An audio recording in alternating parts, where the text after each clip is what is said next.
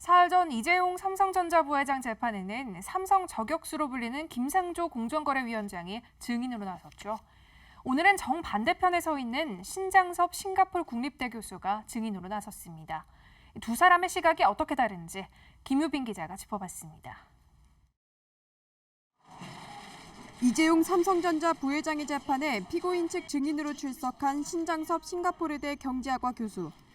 지난 14일 삼성 저격수로 불리는 김상조 공정거래위원장이 특검 측 증인으로 출석한 데에 대한 삼성 측의 반격이라는 분석이 나옵니다. 신 교수는 삼성이 경영권 승계 지원을 대가로 박근혜 전 대통령과 최순실 씨에게 뇌물을 전달했다는 특검의 수사 결과에 대해 반기업 정서와 선입견에 의한 수사라고 지적해왔습니다. 오늘 재판에서도 신 교수는 삼성물산과 제일모직의 합병에 국민연금공단이 찬성표를 던진 것은 옳은 판단이었다고 주장했습니다. 신 교수는 특히 삼성 경영권을 공격한 헤지펀드인 엘리엇에 대해 가증스럽다며 알박기 펀드라고 비판했습니다. 삼성 뇌물 사건에 대한 이 같은 상반된 시각이 구형까지 2주 남짓 남은 이재용 부회장의 재판에 어떤 변수로 작용할지 주목됩니다. 채널A 뉴스 김유빈입니다. 삼성 얘기를 좀 해보죠. 검찰이 이재용 삼성전자 부회장을 기소했는데 이게 한국 정부의 치명타가 될 수 있다는 관측도 있습니다. 합병 과정에서 삼성물산 주주가 손해를 봤고요. 삼성이 불법 로비를 벌였다는 검찰 기소 내용이 그동안 미국의 헤지펀드 엘리엇이 해온 주장과 일치합니다. 최주영 기자가 보도합니다. 검찰은 어제 이재용 삼성전자 부회장을 재판에 넘기면서 제일모직과 합병 과정에서 삼성물산 주주가 피해를 봤다는 점을 들었습니다. 회사와 주주들의 이익을 보호해야 할 의무를 위반하여 손해를 야기하였습니다. 당시 삼성물산 주주였던 미국의 헤지펀드 엘리엇은 두 회사의 합병으로 7,700만 달러, 우리 돈 9천억 원을 손해봤다고 주장해왔습니다. 엘리엇은 삼성물산 최대 주주인 국민연금이 합병에 찬성하는 데 한국 정부가 개입했다며 우리 정부를 상대로 투자자 소송, 즉 ISD도 제기했습니다. 검찰은 국민연금의 합병 찬성을 이끌어내기 위해 삼성이 불법 로비를 벌였다고 주장하는데 엘리엇 입장에서는 이런 검찰의 주장이 ISD 소송에서 매우 유리한 근거가 될 수 있다는 겁니다. 수사 중에는 엘리엇이 접근 못했던 검찰의 수사 자료도 이 부회장 재판이 시작되면서 공개될 것으로 보입니다.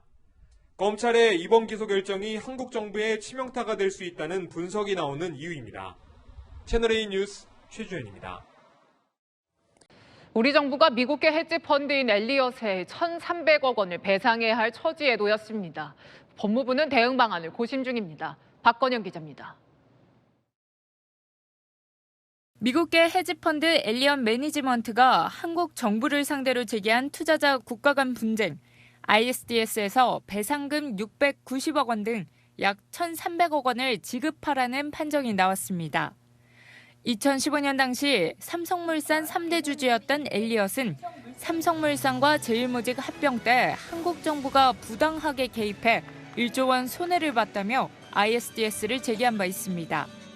법무부는 판정문을 면밀히 분석해 취소 소송을 제기할지 여부를 검토 중이라고만 밝혔습니다.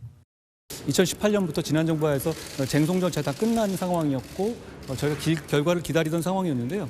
그 결정문을 상세히 분석하고 있고. 지난해 8월 론스타에 한국 정부가 약 3,100억 원을 배상해야 한다는 판정을 내리자 법무부가 수용 불가 반응을 냈던 것과는 온도차가 있습니다. 이유는 판정을 뒤집을 만한 마땅한 수를 찾기가 어렵다는 관측이 나오기 때문입니다. 합병 당시 보건복지부 장관이 청와대 지시를 받고 삼성물산 대주주였던 국민연금에 압력을 넣어 합병 찬성표를 던지도록 한 것이 대법원에서 최종 유죄 판단을 받았기 때문입니다. 청와대의 뜻을 거론하면서 합병 찬성을 종용했다. 전혀 그런 사실이 없습니다. 엘리엇은 입장문을 내고 윤석열 대통령과 한동훈 법무부 장관이 검찰 재직 당시 정경 유착을 입증한 바 있다며 배상 이행을 촉구했습니다. 채널A 뉴스 박건영입니다.